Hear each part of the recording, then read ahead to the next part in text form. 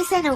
ఇది చాలా మెత్తగా రుచిగా ఉంటుంది. నోట్లో పెట్టుకుంటేనే కరిగిపోతుంది. కృష్ణ, నా ముద్దుల కన్నయ్య, వాళ్ళలా ముద్దు చేసి మీరు చెడగొట్టకండి. ఇక మీరు బయలుదేరండి.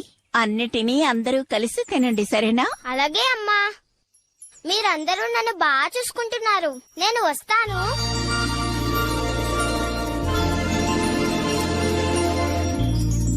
యశోదా, నీ కొడుకు కృష్ణుడు ప్రత్యేకమైనవాడు. అతను మురళి ఎంత బాగా వాయిస్తాడో తెలుసా? మా అందర్నీ మైమరపెంచి నాట్యం చేయిస్తాడు. ప్రతిరోజు కృష్ణుణ్ణి చూస్తూ ఉంటే నాకు ఆనందంగా ఉంటుంది.